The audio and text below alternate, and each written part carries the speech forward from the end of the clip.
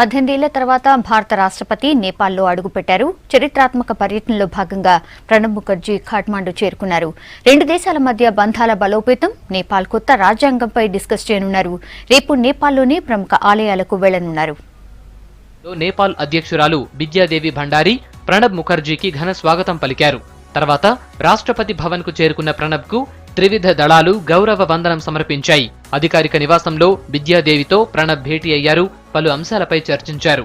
తర్వాత నేపాల్లో ఉన్న భారతీయులు ఏర్పాటు చేసిన కార్యక్రమానికి ప్రణబ్ హాజరయ్యారు. ఈ టూర్లో ప్రధానంగా నేపాల్ కొత్త రాజ్యాంగంలో ప్రజలకు ప్రాధాన్యం కల్పించడం, సరిహద్దుల్లో సాధారణ పరిస్థితులు, రెండు దేశాల మధ్య స్నేహ సంబంధాలను మరింత బలోపేతం చేయటం వంటి అంశాలపై చర్చించనున్నారు. ఖాట్మండూలో ఉన్న పశుపతినాథ్ ఆలయంలో పూజలు చేయనున్నారు. అలాగే ఖాట్మండు యూనివర్సిటీలో జరిగే కార్యక్రమానికి హాజరు కానున్నారు. భారత ఫౌండేషన్ ఏర్పాటు చేసిన సెమినార్లో పాల్గొంటారు. రేపు సాయంత్రం నేపాల్ ప్రధాని ప్రచండ ఏర్పాటు చేసిన డిన్నర్ కు హాజరవుతారు. శుక్రవారం పొఖారా, జనక్పూర్లో పర్యటించనున్న ప్రణబ్ జానకి ఆలయంలో పూజలు చేస్తారు.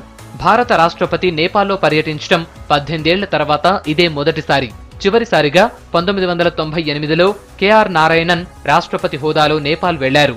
ఇప్పుడు ప్రణబ్ ముఖర్జీ రాష్ట్రపతి హోదాలో నేపాల్ పర్యటనలో ఉన్నారు. ప్రణబ్ పర్యటనకు భారీ భద్రతా ఏర్పాట్లు చేసింది నేపాల్ ప్రభుత్వం.